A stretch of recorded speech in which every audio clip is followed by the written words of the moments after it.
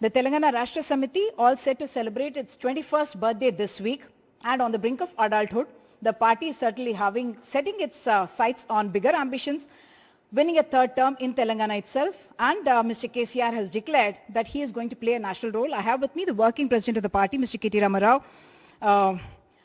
Third time round, it's going to be a tough battle. What is the need that you saw to hire an I-PAC if you're confident about what you have done in Telangana? No, we'll be lucky a third time as well. In fact, like they say, third time is a charm, and I think we have been consistently the only voice, in terms of our unequivocal, unconditional, uncompromised love for the people of Telangana and the people and Telangana's interests. So therefore, I don't see it as a huge challenge to come back in 2023.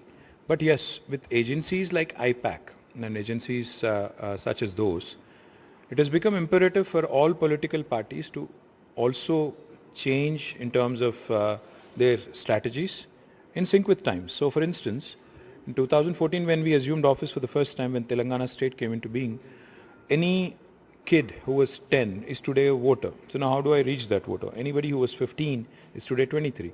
So that young millennial, or even Gen Z as they call themselves, is that core group that we need to also talk to. So digital strategies and inputs, valuable inputs, sometimes as somebody said, an objective outsider opinion, all these things also will help augment. But the fact, Uma, is no strategist, no agency can save you if the people do not want you. So much for that.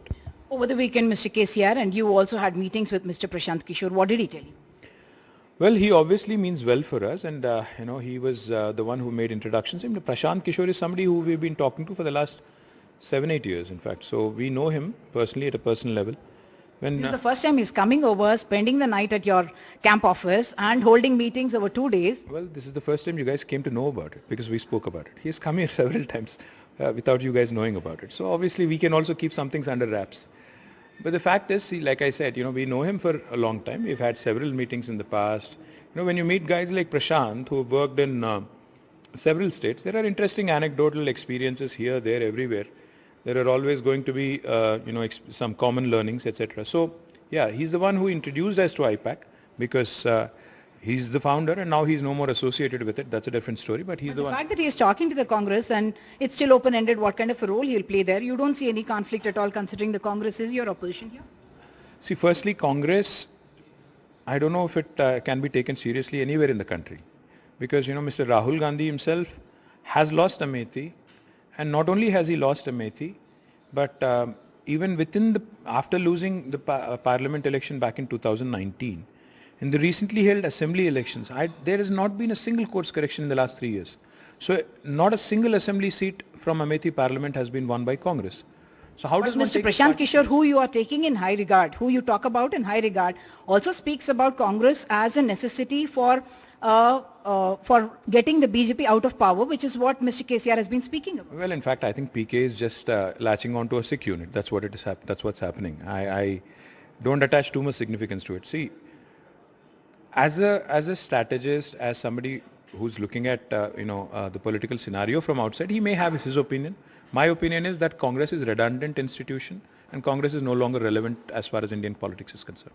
In your state, is in Congress still the main opposition? Don't tell me MIM is the opposition because obviously they are limited to a particular geographical area and they are also your friendly party. How do you take an opposition, so-called principal opposition, which contests in an assembly election and can only secure 3,000 votes, when less than what probably a councillor or a local sarpanch would poll? Would you really take that opposition seriously? Your party has helped obliterate, should I say, the opposition here. Did you make a mistake? I'm saying now the BJP is coming out and all your narrative is not about the Congress, which anyone will say, yes, is the second biggest party in Telangana, even though you will not agree. But your narrative is all about the BJP. Is it because you have now obliterated the Congress or whatever the opposition that it presented, and now you have left open space for them? Firstly, Congress as a second party, you said, in Telangana, not just me, but I don't think the people of Telangana agree with you. Could be your personal opinion that they're second. I don't think they are because look at any election over the last 8 years, they stand no chance, firstly. Secondly, when it comes to BJP, the reason why you have to question BJP is because 8 years after being in government in New Delhi, in Delhi and being in the central government, what have they delivered for the people of this country, not just for Telangana? Prime Minister Modi talked about doubling farmers' income by 2022. I think the farmers' input costs have doubled, farmers' problems have doubled. He talked about how ineffective UPA was in terms of their containment of fuel prices. Today, gas cylinder has shot up from 400 rupees to 1050. I remember Prime Minister Modi saying, cylinder ko namaskar karo aur jaake vote karo. तो किसको अभी नमस्कार करें? 2 करोड़ रोजगार की बात उन्होंने की थी हर साल, फिर 14,000 युवाओं को रोजगार मिलना था, कहाँ हुआ है? तो अगर मैं बात करने लगूं और 20 लाख करोड़ की उन्होंने बात की, पता नहीं कहाँ गया. So if we start talking about the failures of BJP as a party, as a government, there's plenty.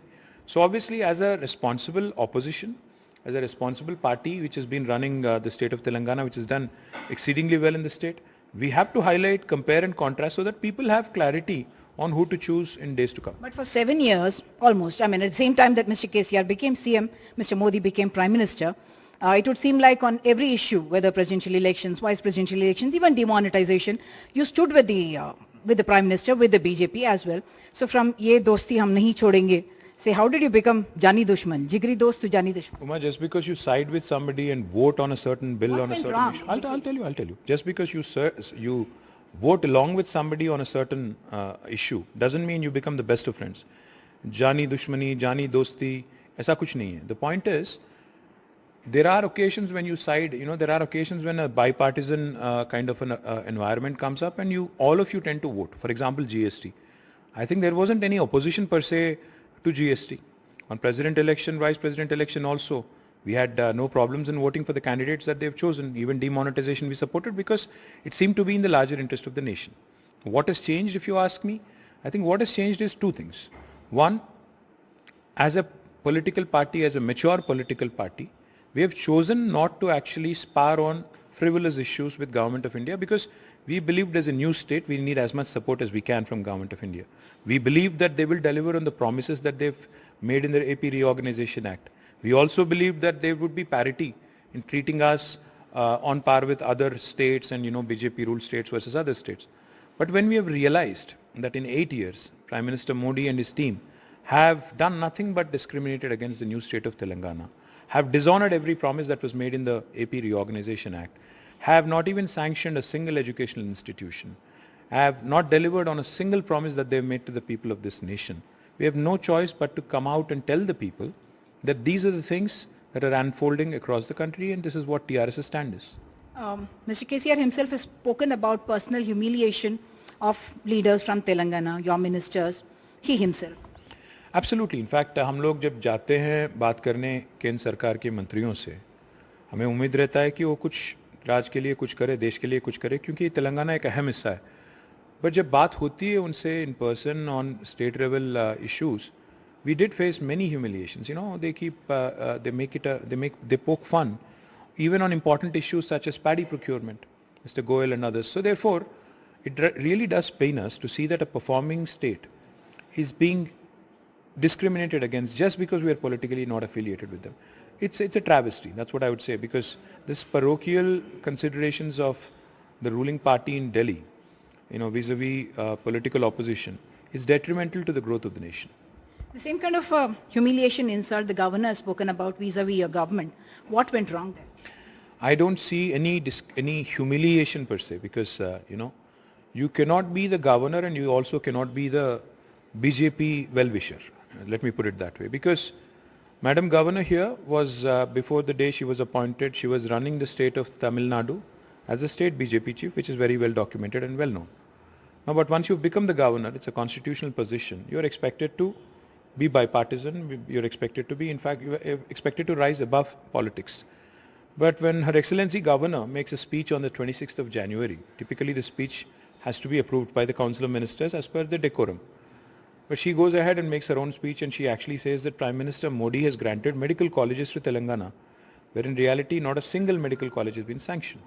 She also goes ahead and talks to the media and tells them that had she actually kept quiet, kept mum on a file for 15 more days, this democratically elected government in the state of Telangana would have actually been shown the door.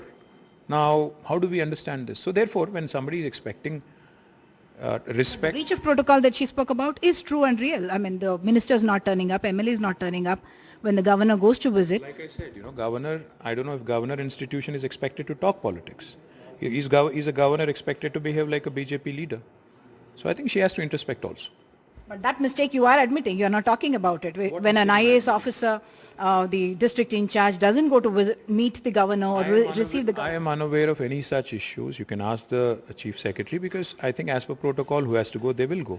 There is a blue book, I think they will follow it. I don't think there is any such insult. See, for example, if you talk about protocol violations, when Prime Minister Modi was here, we got a specific explicit instruction from PMO that Chief Minister shall not come. Now, would you call that an insult? I don't know, because these are all grey lines and grey areas. So therefore, to make a mountain out of a molehill is not good. Would you say that just a few days before that, exactly a week perhaps, the Chief Minister had spoken out against the Prime Minister? Is that the reason you got the instruction? I have no idea. I think you have to ask the Prime Minister's office as to why they have given that instruction, because it doesn't matter who the Prime Minister is, who the Chief Minister is. It is about the institution. So if you want respect, you have to realize it's a two-way street. Respect is mutual. So therefore, I think we all have to introspect. We had heard about this, but once again, the plaque at that particular event did not have the Chief Minister's name. So it did appear that it was something that was pre-planned. Well, I'm not aware of any such, pre-planned, program that has happened. I personally will not attribute a great deal of significance to it. Okay. In the state itself, do you see the BJP is actually punching above its weight in Telangana? Well, BJP in the country has been a huge letdown, because, like I said, the Prime Minister has failed to deliver on anything that he has promised to this nation. So Telangana, being an integral part of the nation, has also been witnessing the colossal failure of this government, especially Prime Minister Modi and his promises. So therefore, I don't see their fortunes changing in any big way, because in last election, they had forfeited their deposits in about 108 assembly seats, I think. Maybe this time they'll forfeit their deposits in 100. But they seem to be getting under your skin with the kind of, the Padiatrics, the speeches there. It's good for their health, actually. If they do more Padiatras, I think it's good for the health. But the only thing I think people will ask when you do a Padiyatra is, what did you deliver to Telangana? I think it would be nice for them to also tell us what they have delivered to Telangana. How many educational institutions, how many special projects, how many national projects. That would be nice to hear once in a while, other than just a very vitriolic abuse of the Honorable Chief Minister. The recent suicide deaths in 2 districts, that has become national news. The BJP has also been speaking a lot about it. The Congress too. Is that something that embarrasses you, because your leaders were involved and they're talking about arrogance of power? They've moved beyond targeting just your family, saying that more number of people in your family and therefore your concentration of power. They're also talking about now arrogance of TRS leaders. Yeah, I pity the media once in a while, because you don't have the gumption to ask or question when in a BJP ruled state, journalists are stripped off their clothes. Unfortunately, it doesn't become national news. And one right doesn't make another right. No, absolutely not. But frivolous issues also tend to be national news, and I do pity the media once in a while. But the fact is, what you have to admit to and what you have to look at is how government has responded after a certain incident has happened. Have we saved anybody? Have we given them safe passage? Have we shielded them? Is there any abuse of power? None. So what is there to question? Incidents, it's unfortunate something like that has happened. But that does not mean that, see, TRS is a party which has got 60 lakh people, 60 lakh workers. Now, if one person commits some mistake somewhere, you can't attribute it to the entire party. Now, can I attribute the entire Lakshmipur incident where a minister's son has mowed down 8 farmers to Prime Minister Modi and his core team? No. So therefore, my point is, incidents such as that, when they happen, how did the government respond to it? How did we respond to it? The arrest did happen. Process of law happened in Ramayampet. But in Khammam, once again, they are talking about a minister being involved. Has any inquiry happened from your party side? I said, accusations, trial by media assuming the role of judge, jury and everything else is not fair. Let the investigation go on. There are competent people investigating any complaint that is given. This is Telangana, where we actually take law of the land very seriously, unlike BJP ruled states, where bulldozers are used, and jungle raj is in place. So therefore, please give us some credit. Wherever incidents have happened in the past, the law of the land has prevailed, and so will it this case. The federal front, just coming back to that one, some of the regional parties certainly have spoken about saying that Congress should be a part of it. How would you react to it? Because Mr. KCR is very interested in that particular project. Their personal opinion, but the fact is Congress, in my humble opinion, is a redundant institution which has reached its expiry date.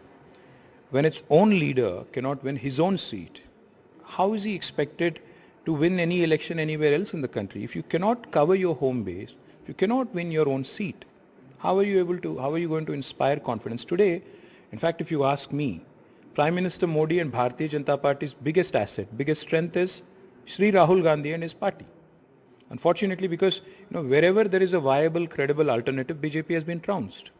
But for those states where Congress is the main rival. So that goes on to tell you the sorry state of affairs in Congress. You have been personally critical of the Ram Temple project. You yourself have built, your government has built a Yadadri. Critical of Ram Temple project. You said the money was better used in other projects, hospitals and schools. Saying let's focus on, let's prioritize and let's focus on the right issues that matter to the country. I said we have enough places of worship. I said let's start building schools. What about your government building a temple that is costing much more than the Ram Temple? We have built everything. That's the thing with Telangana. There is holistic development here. NDTV, in fact, had showcased Telangana's story on all fronts. I request you also to watch it. My request to you is, Telangana has not only been building hospitals, Telangana has not only been building schools, Telangana has also been building number of other institutions which will last for generations. But Telangana Chief Minister is also a man who will not use his religion as a card in an election. He's not going to use his political he's not going to score political brownie points based on his religion or his religious activities. There's nothing wrong in building temples, but it's the priorities. And a state like Uttar Pradesh, which is called a Bimaru state, I haven't given it the term. Now, if your focus is entirely on building a temple and not schools and other things, then I would definitely question it. Across these southern states, whether it's Tamil Nadu or Telangana, you have spoken about the federal structure not being respected, and once again roles like the governor, the office of the governor. Do you believe that is a redundant institution per se? Well, I would say all constitutional positions in this country are being abused. You look at the way they are actually using the agencies under their control in New Delhi. You look at ED, CBI, you look at IT, you look at institutions like governor. All of them are being abused. All of them are being actually used to settle political scores. Now, is that the right way to do it? Is that the right way to go about in a democracy, in a federal democracy? No, absolutely not. And the sooner the Prime Minister Modi and his team realizes it, the better it is, because people are watching. Two gentlemen, I'll give you an example of two gentlemen here who are members of parliament from Telugu Desam. Cases were filed on them, ED and CBI, Sujana Chaudhary and CM Ramesh. But the minute they joined BJP, all of them have dissipated in thin air. So point is, people are watching, people are understanding the motives, the kind of conspiracy, that this government is trying to hoist on its political rivals, and they will teach them a befitting lesson. The leaders here also speak about CBI cases against Mr. KCR. Is that once again a Damocles sword that's being hung? Well, I don't think there are leaders who are speaking about it. There are few people from BJP who are speaking about it who we don't take seriously, because they've been saying that for the last 8 years. If there is any iota of evidence or iota of substance in what they claim or what they say, let them act on it. We have no problems. The point is to talk in a humiliating tone of the Chief Minister, who is a democratically elected leader twice, not once. He's the man who actually achieved statehood for Telangana, whether anybody would like to admit it to or not. To heap abuses on him on a day-to-day basis is certainly not in good taste. But if they continue to do so, we will pay them back in the same coin. One last question. While it is very creditable, the irrigation projects, huge amount of land brought under water and the productivity increasing hugely, but with the kind of production that you have had, are you left with a baby in your hand and not knowing what to do? That's what is happening with paddy. No, absolutely not. In fact, not just paddy, but I think crop diversification is something that this country has to do. Not just Telangana, but this country has to do. When you give water, people grow only paddy because you have MSP? Not really. I think there are other crops which also have MSP, which need MSP. And more importantly, I think there needs to be a very coherent strategy from Government of India on what this country needs. For example, today's paper, I actually read somewhere that edible oil prices are going to shoot up. Now, unless this country has a strategy for all edible oils, not just palm oil, but all edible oils and all products which are part and parcel of our daily consumption needs, based on where we are from, I think we will suffer. So food security was a huge challenge at one point, but now that we have achieved surplus status, I think this country needs to strategize as a country what Telangana can contribute, what Tamil Nadu can, and what Maharashtra can, and what other states can. So a conjointed strategy, that's what we've been saying, this nation needs a single procurement policy. When we say one nation, one election, one nation, one tax, why would we not have a one nation, one procurement policy? If you are procuring paddy from Punjab, procure from Telangana as well.